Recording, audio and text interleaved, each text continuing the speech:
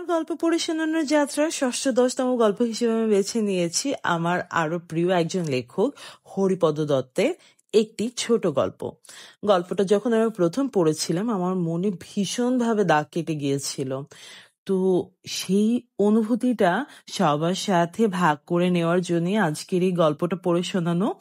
হয়তোবা অনেকের কাছে গল্পটা অদ্ভুত বলে মনে হতে পারে, তবে আমার কাছে অভাব বলতে অথবা ভাতের ক্ষুধা মানুষকে কতটা নিরুপায় করে তোলে সেটা বোঝানোর জন্য এই গল্পটা খুব অন্যভাবে আমার মনকে নরম করে দিয়েছিল এবং আমি অনেক ভিন্নভাবে অনেক কিছু চিন্তা করতে শিখেছিলাম। তো এত কথা বললাম যে গল্পটাকে নিয়ে, সে গল্পটার নামটাও বলি। গল্পের নাম আজরাইলের চোখ। জোয়ান মাগির আবার খয়রাত? পান খাওয়া তেঁতুলের বিচির রং দাঁত বের করে ভেঙচি মারে হাতেমালি মেম্বার। মতে নিলে এক চাঁদের মাস তো খায় ফুরাইতে পারবো 1000টা হুকুনে। হি হি করে হেসে ওঠে রমিজা। শুকনো খসখসে গলা হাসির হায়াত কম, জোরে কাশি পায় ওর। কোলের বাচ্চাটা নিচে নামিয়ে নেয়, কাশতে কাশতে মাথাটা দুহাতে চেপে ধরে বসে পড়ে। চোখ দুটো পাকা টমেটোর রং বানিয়ে স্যাঁতসেঁতে ভিজিয়ে তবেই থামে সে। হাঁপাতে থাকে। মাথাটা উঁচু করে আঁচলে চোখ মুছে রমিজা। জিনা, আপনি হিসাব জানেন না মেম্বার সাহেব? কয় মন কয়সের গোস্ত ওইব আমার গতরে? হিহি হাসি লাফায় রমিজার গলায় ফের। হালার মাগির মাথাটা খারাপ হয় তাই তো জিনে ধরল নি। রমিজের প্রতি মনোযোগী হয়ে ওঠে হাতেমালি। বেত্তমিজের লাহান আবার এমনি হাসতেছে কে? ততক্ষণে উঠে দাঁড়ায় রমিজা, ঝটকা মেরে 7 মাসের বাচ্চাটাকে মাটি থেকে কোলে তুলে নেয়। গভীর দৃষ্টিতে দেখে ওকে। মোটা ডোসকা পেট আর মাথাটা ছাড়া গতরের কোনো অংশই চোখে পড়ে না ওর। বড় আর মেজ বাচ্চাটা দুটো ঘন হয়ে দাঁড়ায় ওর পাশে। চোখ ফিরিয়ে হাতেমালিকে এক পলক দেখে রমিজা। জি না মেম্বার সাহেব, আপনি লাহান হাসতে পারমু বুঝি? ওই যে ভোটের দিন ভোট গণাবাসা হইল, ওই বাদে যে হাসি গানটা দিছিলেন না, হেইরম বুঝে পারমু? রমিজা এগিয়ে যায়। হাতেমালির উঠান, চাদার পেরিয়ে বার বাড়িটার কলতলার কদম গাছটা অব্দি পৌঁছে যায়। কি গাছ! ইস, কি গাছ! এই মরা পোড়া শুকনো মরশুমেও কি সবুজ পাতা! মেম্বার বাড়ির মানুষজন পশু পাখালের মতো গাছ গাছালিরও বুঝি যৌবন ফুরোয় না। এই পয়লা বাচ্চা 3টে নিয়ে ভিক্ষে নেমেছে রমিজা। তা কিনা হাতেমালি মেম্বারের দুয়ারে। সে কি শুরুতেই যেতে পারত না খনকার বাড়ি? না, খনকার বাড়িতে ডিঙিয়ে দীঘল মাঠ, তার বাদে আম কাঁঠাল আর সুপুরির বাগ বাগিচা ঘেরা মেম্বার বাড়ি।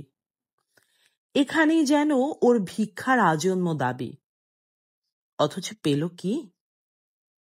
না, এক নাগারে বেশি দূর হাঁটা অসম্ভব হয়ে দাঁড়ায় রমিজার। পুরো 2টো দিন উপোস, পেটের ভেতর হাসরের দিনের সূর্য। মাথার উপর আর একটা রমিজা আগুনে জ্বলছে। উনুনে ঠাসা একখণ্ড ছাতিম কাঠের মতো জ্বলছে পুড়ছে রমিজা। বাচ্চা 3টে নিয়েই সেই ক্ষেতটার পাশে হিজল ছায়া বসে পড়ে, যেটা বছর কয়েক আগেও ওদেরই ছিল। 74 গজবে আকালে পড়ে ওর স্বামী এলাহি জমিটা নামকা ওয়াস্তে দামে বেচে দিয়েছিল মেম্বারের কাছে। সেই এলাহিও আজ আর নেই, ক্ষেতটা ফসল শূন্য। কালো জিরে ধান বুনেছিল হাতেমালি মেম্বার, মেলা ফলেছিল। মাথাটা আপসে নুয়ে আসে রমিজার। 2 হাঁটুর ফাঁকি গুজে নেয় মাথাটা। ইস, কি যে ভারী! ওরা যেখানটায় বসেছে তার হাত 2 তফাতে কে যেন কবে বসে বসে আখ চিবিয়ে ছোবড়া ফেলে রেখে গেছে। শুকনো ছোবড়া চেবুতে থাকে বাচ্চারা। রস নেই, আপন মুখে লালাই চুষে খায়। 7 বছরের বড় বাচ্চাটা ঠোঁট উল্টোয়। আম্মা গো, আখের রস নুনের লাহন তিতা কা? রমিজা তার কথাটা যেন শুনতেই পায় না। মনে পড়ে এলাহির কথা। 5 দিন আগে হাতেম আলী মেম্বারের আমবাগানের গলায় দড়ি ঝুলিয়ে মরে গেল এলাহি। কেবল সেদিনে খুব করে কেঁদেছিল রমিজা। তারপর থেকেই কেন যেন রমিজার মনে হয় মানুষটাকে তার সাথে বেইমানি করেনি। মরে গিয়ে নিজেই বাঁচল কেবল, আর ওরা। এই মুহূর্তে এমনটাই ভাবছে রমিজা। রমিজার মনে হচ্ছিল ইচ্ছে করলে কি বাঁচতে পারতো না এলাহি। হাতেম আলী মেম্বারের আম গাছটার সবচেয়ে নিচু ডালে ছাগল বাঁধা রশিটা দিয়ে ঝুলে পড়েছিল এলাহি। তার পায়ের পাতা থেকে মাত্র 10-12 তলাই ছিল মাটি। আত্মহত্যা করতে গিয়েও শেষ অবধি বাঁচার জন্য যে মানুষটা চেষ্টা চরিত্র করে যায়, এলাহির ব্যাপারে অন্তত এটা বিশ্বাস করতে রাজি নয় রমিজা। আম গাছের ডালে ঝুলছে এলাহির লাশটা। এখন চোখ বুজে স্পষ্ট যেন দেখছে রমিজা, যেন গাছটার ডালে মাথা ঠেকিয়ে দাঁড়িয়ে আছে মানুষটা। বুজে আছে চোখ দুটো, নিচের দিকে ঝুলে আছে দুটো হাত শটান। কত সহজভাবে মরে গেল লোকটা। ফাঁস দেওয়া লাশের মতো কটমট চোখ করে লম্বা জিহ্বা বের করে মরে গিয়ে মানুষ যে কত ভয়ঙ্কর হয়, ভৌতিক হয়ে যায়। কই, এলাহি তো এমনটা হয়নি। যেন একটা নির্বোধ অপরাধী মাটির দিকে মাথাটা ঝুঁকে দাঁড়িয়ে আছে নীরবে। সুরের বাচ্চা, মরার কালেও দাঁতটা বাইক কইরা ভেটকি মাইরা ধমকায় যেতে পারলি না? মরার কালে আবার কার ডর? বিড়বিড় করে কথাটা উচ্চারণ করলো রমিজা। মরার সময় কাকে গাল দেবে এলাহি? বুকটা জ্বলছে রমিজার, দাঁত কিরমির করে। ইচ্ছে করছে মরার আগে কটা মাস ধরে শুলের বেদনাটা জবর নাকাল করে ফেলেছিল এলাহিকে। বরাবরই সে কাজ করতো হাতেম আলী মেম্বারের ক্ষেত খামারে। রোগটা বেড়ে গেলে বাদে কাজে লাগাতে বড় আপত্তি ছিল মেম্বারের। হঠাৎ ব্যথাটা উঠলে হাল ছেড়ে দিয়ে চাইকি কাঁচিটা ফেলে রেখে আলের ওপর ঘন্টার পর ঘন্টা উবু হয়ে পড়ে থেকে কাজের ক্ষতিটা কোনোভাবে মেনে নিতে পারছিল না হাতেম আলী। আজ কাজ দেয় তো কাল নয়, এমনি করে একদিন মেম্বার তাকে সোজা মানা করে ফিরিয়ে দেয়। এলাহি খুব অনুনয় করেছিল, আপনি না দিলে এই ময়ালে আর কেডা কাম দিব আমার? হ্যাঁ, আমি চাই কাম। পেটের বিমারের কোকানিতে আমার জমিনে ধান পদে হইব নি? খিচিয়ে উঠেছিল মেম্বার। যা, দাওয়াই খাইয়া ভালো হয়ে আয় আগে। বুঝোস না, ক্ষেত জমিনে আমার চাই খালি কাম, মহব্বত চায় না। পাড়ার ডাক্তারের কাছে ছুটে গিয়েছিল এলাহি। মুখখানা 10 বাঁকা করে ডাক্তার বলেছিল, জান্ডার দিকে ছায়া খাটতে পারোস না রে? খাটনির বাদে পেটে তো ঠিক মতো খাউন খোরাক দিয়ন্স লাগে, তাই না? না দিলে পিত্তি জ্বললা যায়। শলের বিমার হয়, শলের বিমার, বুঝলি? অন কি করণ লাগবো জানতে চাই এলাহি। মেলা পয়সা লাগবো, বড়ি খাওয়ান লাগবো, ফাইল খাওয়ান লাগবো। বিমারটা তো জবর কঠিন, গড় গড় করে বলে যায় ডাক্তার। কই পামো অত পয়সা? এলাহির চোখ আসমানে উঠতে থাকা একটা চিলের শরীরে আটকে যায়। গরিবের বিমার বালা মুসিবত দাওয়ায় কমে না, বুঝছত? বাড়ি যা, আল্লাহ বিল্লাহ করগা। আল্লাহর বিমার আল্লাহ সারায় নিব, বুঝলি? একটা সিরাপের বোতলে চোখ ফেলে বলে যায় ডাক্তার। চুপচাপ পথ ধরে এলাহি। এলাহি আর যাবে কোথায়? গ্রাম ময়ালে শক্ত সমর্থক কামলাদেরই কাম জোটে না, এলাহি সেখানে দাঁড়ায় কোথায়? দুদিন ফ্যা ফ্যা করে ঘুরলে এক আধবেলা মেলে কাজ। একবার যারা কাজ দেয় ফের সেখানে আর পাত্তা পায় না এলাহি। পয়সা দিয়ে সারা বেলার জন্য এলাহিকে কিনলেও শুলের ব্যথাটা কেউ মাগনায় কিনতে রাজি নয়। সেদিন সন্ধ্যার দিকে উপোস পেটে ঢক ঢক এক বদনা পানি গিলে সাইতেও পারেনি, ব্যথাটা চরমে উঠল এলাহির। দাওয়ায় পড়ে গড়াগড়ি খায়। নাভিটা মেঝে ঠান্ডা মাটিতে চেপে ধরে আরাম পেতে চায়, পায় না। দিন গড়িয়ে রাত নামে, আসমানে সূর্য থাকে না বলেই জমিনের বুক ঠান্ডা হয়। হয় না কেবল এলাহির। রমিজাকে কাছে ডাকে সে। খনকার বাড়ি তো ধান বাইনা কিছু পাস নাই, তাই না? 2টা দানা পেড়ে গেলে দেখতাম বিমারটা কমে নাহি। কয় মন খুদ কুড়া পাইছি, হ্যাঁ? খিচিয়ে উঠে রহিমা। যা পাইছি পোলাপান গড়েই তো পেট ভরে না।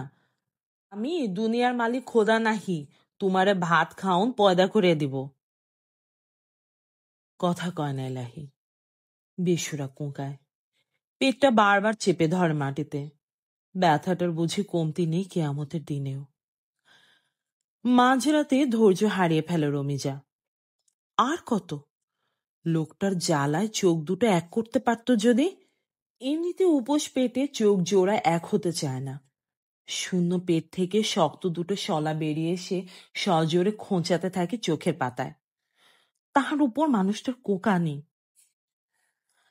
পাইলা কি হুনি? শুকনো গলাটা খলখলিয়ে ওঠে রমিজার।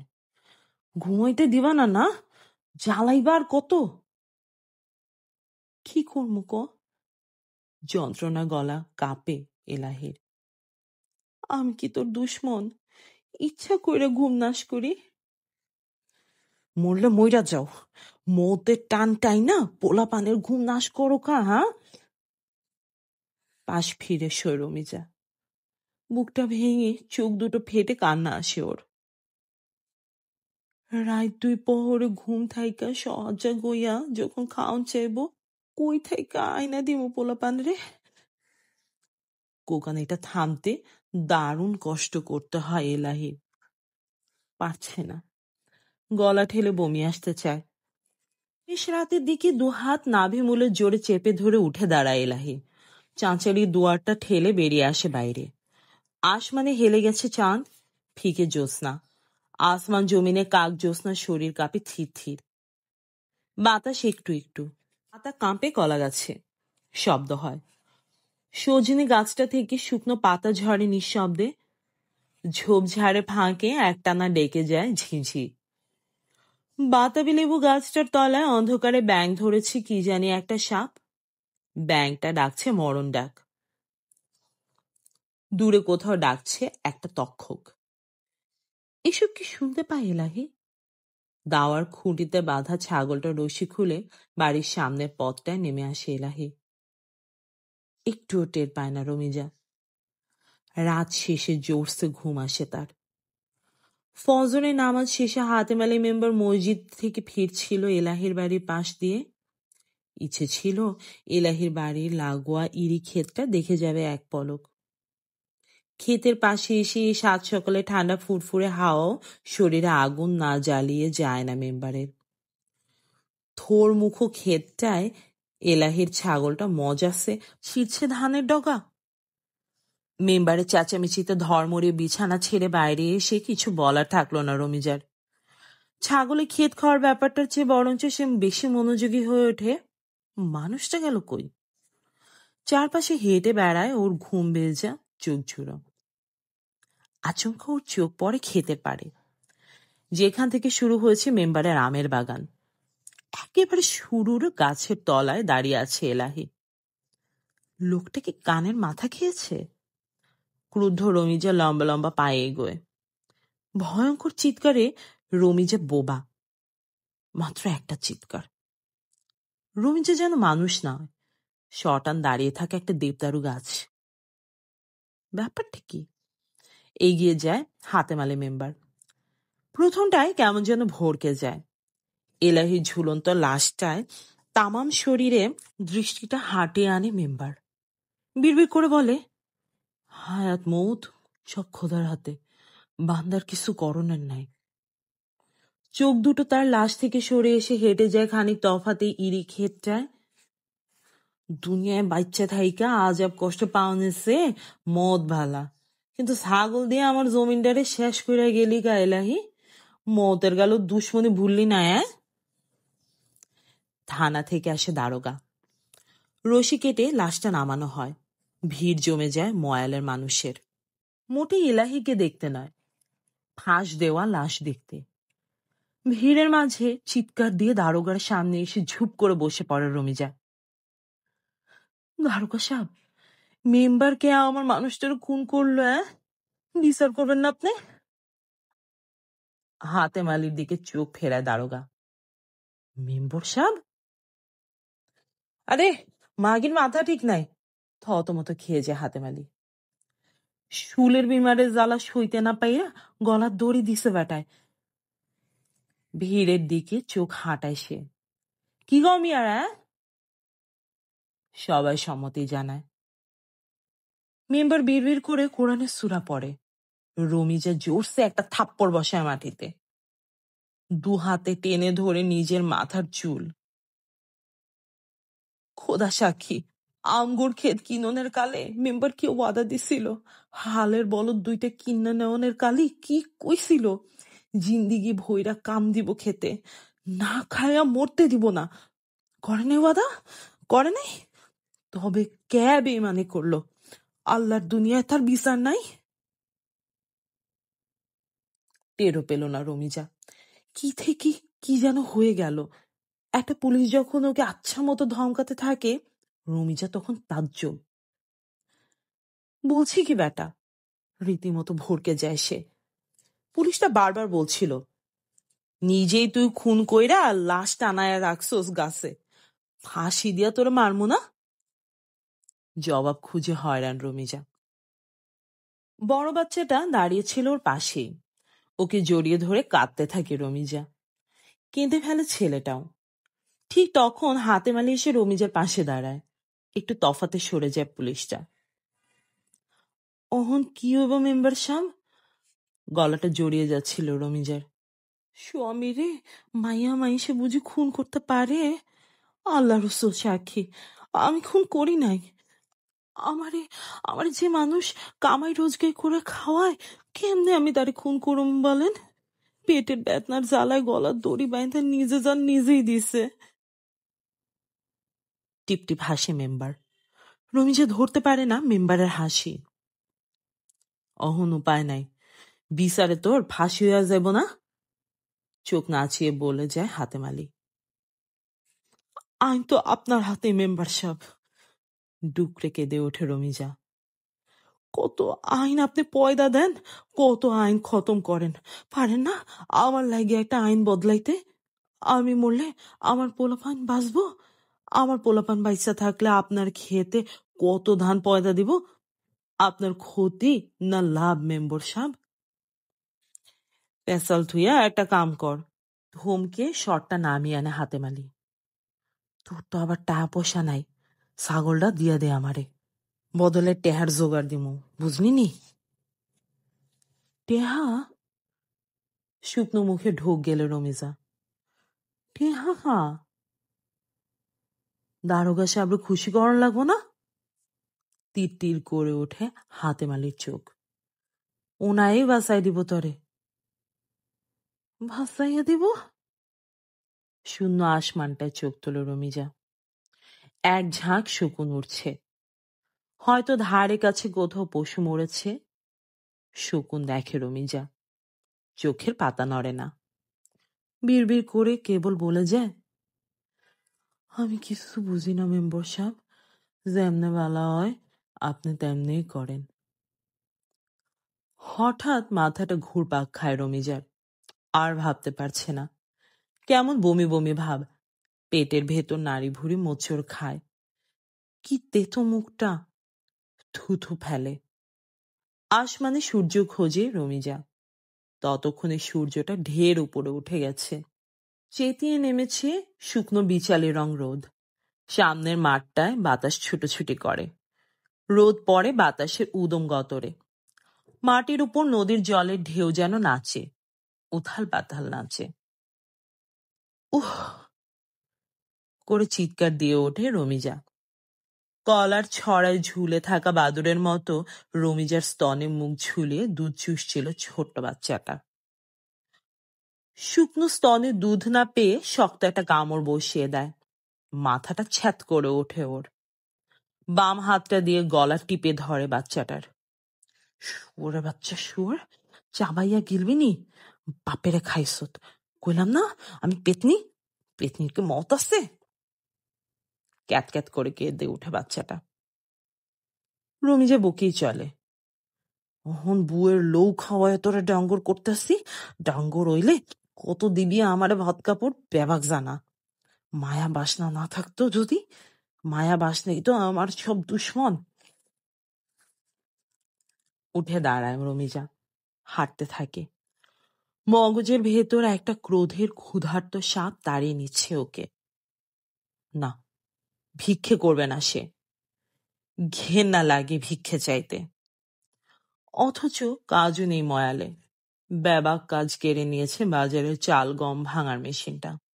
যাও আছে তা তো রমিজের জন্য নয়, 2-3টে বাচ্চা কাছে ঝামেলা সহ তাকে কেউ কাজে নিতে নারাজ।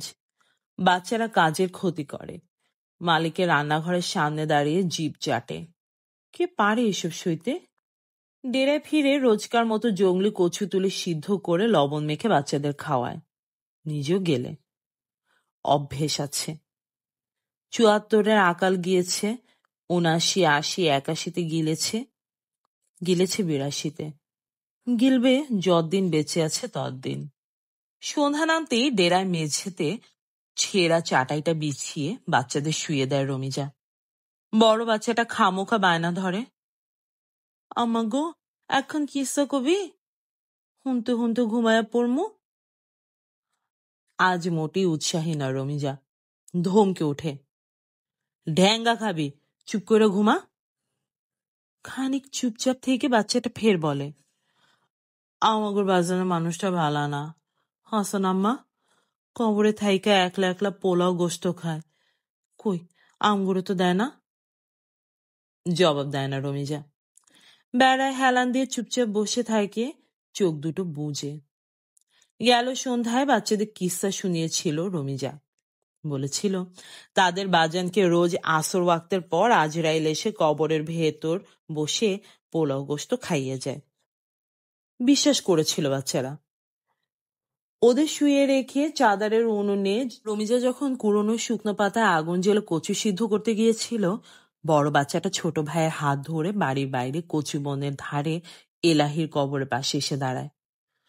সত্যি সত্যি বুঝে এখন আজরাইল আসবে তার পিতার জন্য সুস্বাদু পোলাও গোস্ত নিয়ে। কি দারুণ স্বাদই না পোলাওয়ের, তাই না? গেল ঈদে মেম্বার বাড়ি গিয়ে পেট ভরে পোলাও খেয়ে ব্যাপারটা বুঝে ফেলেছিল ওরা। পিতার কবরের পাশে উলঙ্গ দুটো শিশু দাঁড়িয়ে থাকে। অন্ধকার ঘন হয়, চারপাশে একটানা ডেকে যায় ঝিঝি। অদূরে শিমুল গাছটার ডালে বসে ডাকছে প্যাঁচা। অন্ধকারে পিতার কবরটা এখন ওরা স্পষ্ট দেখতে পাচ্ছে না।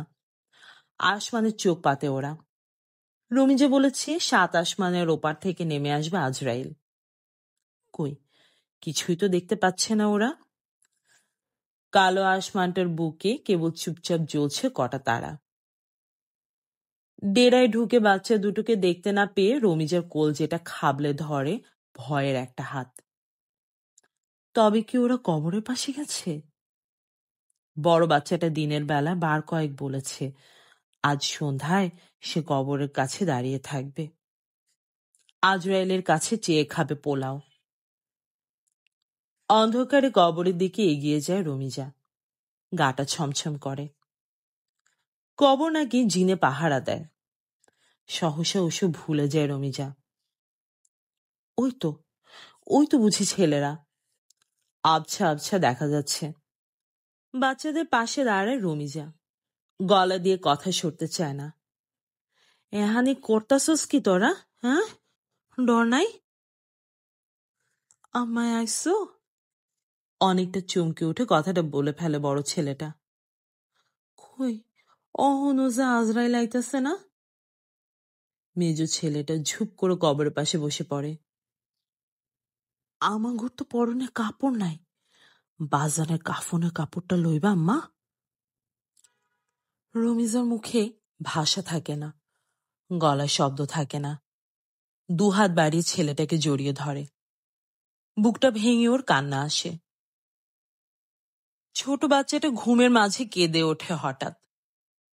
বেড়া হেলান ছেড়ে নড়ে চড়ে বসে রমিজা, চাটাই থেকে টেনে তুলে ওকে স্তন দেয়। পিঁপড়ে কি ইঁদুর কামড় দেয়নি তো? না। স্তন পেয়ে বাচ্চাটা চুপচাপ হয়ে যায়। ঠিক তখনই সহসা রমিজের মনে পড়ে সাপের ঘটনাটা।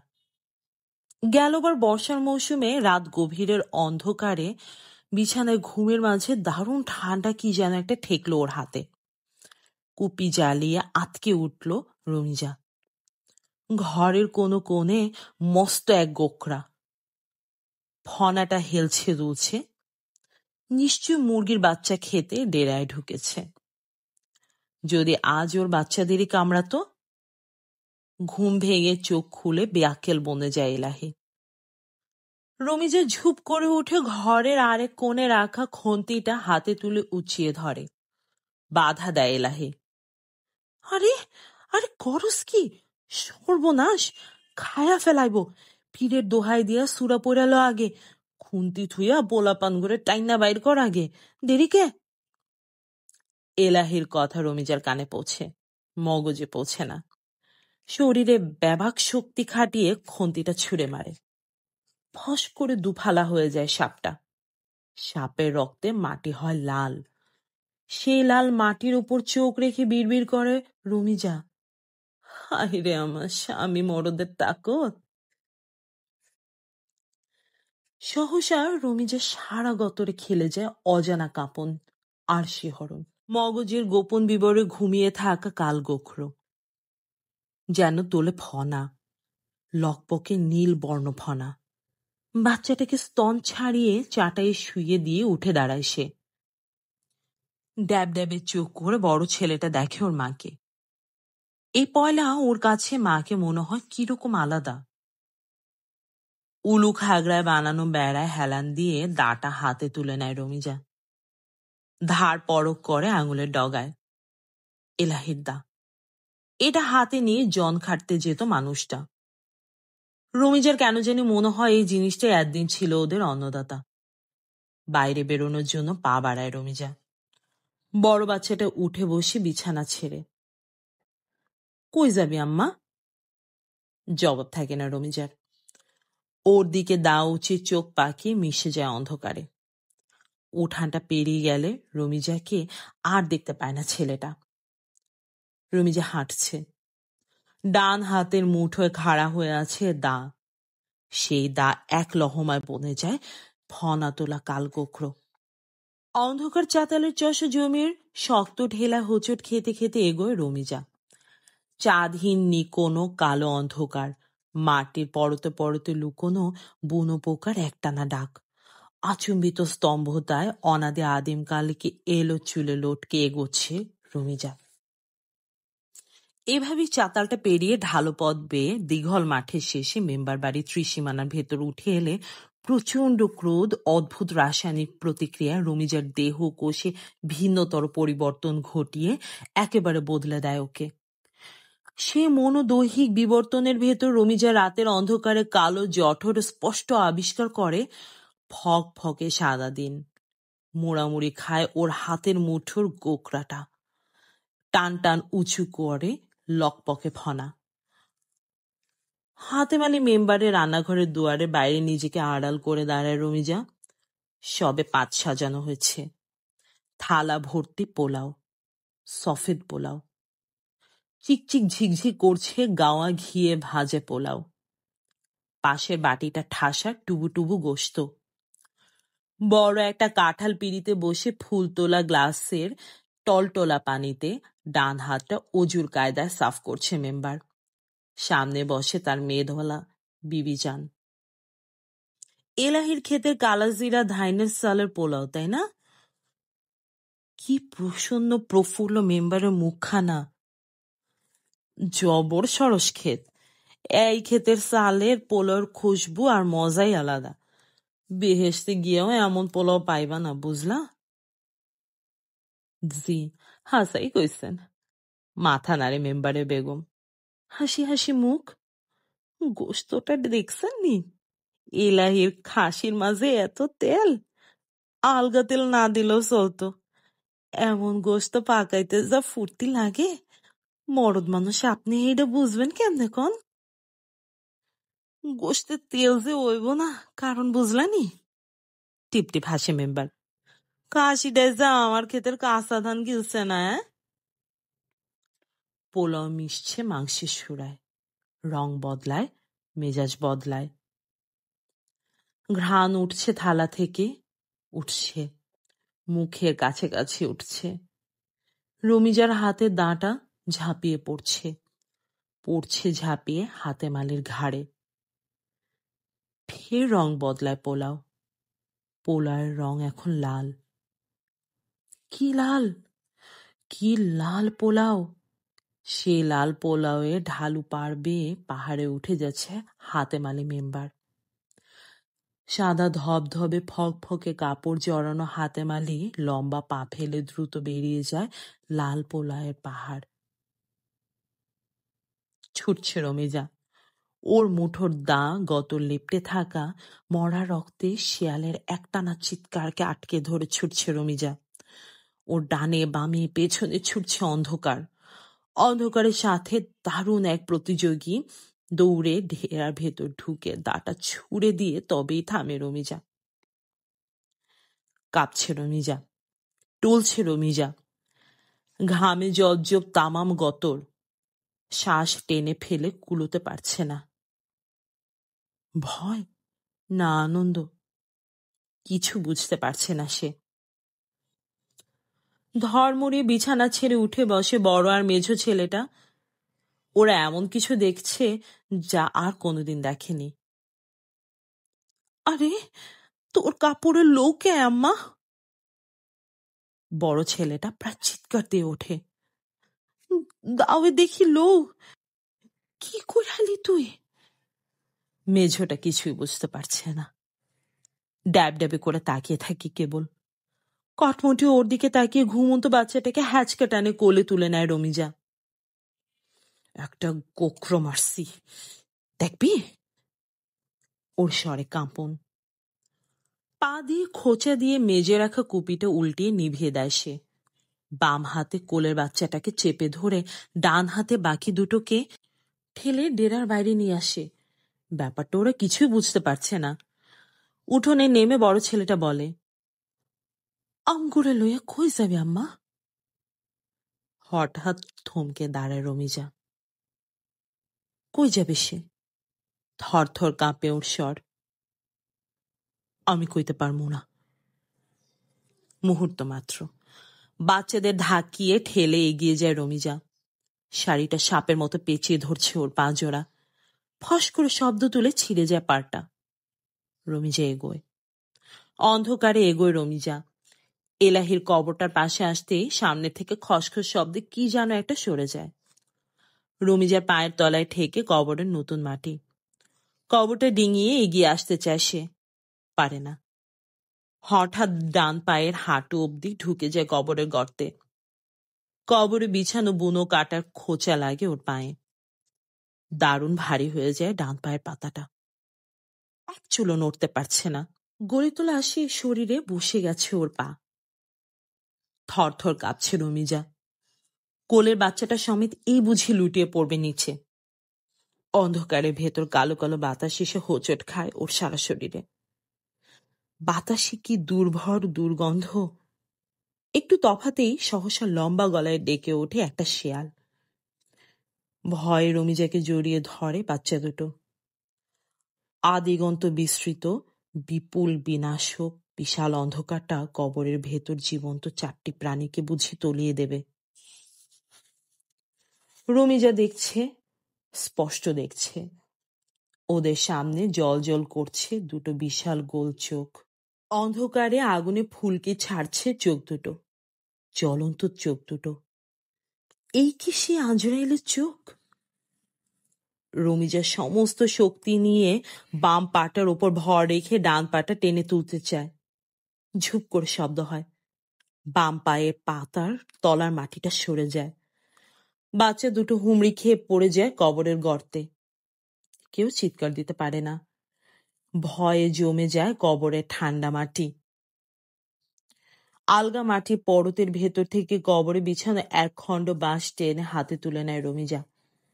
মুষ্টি বন্ধ বাঁশের খণ্ডটা অন্ধকারে আসমানে উঁচু হয়ে থাকে। রমিজার ডান পায়ের পাতার নিচে গলিত লাশ, রমিজার বাম পায়ের পাতার নিচে গলিত লাশ। আরো কাছে এগিয়ে আসছে চোখ দুটো, জ্বলন্ত দুটো চোখ। আরো উঁচু হয় মুষ্টিবদ্ধ মাস। আরো, আরো।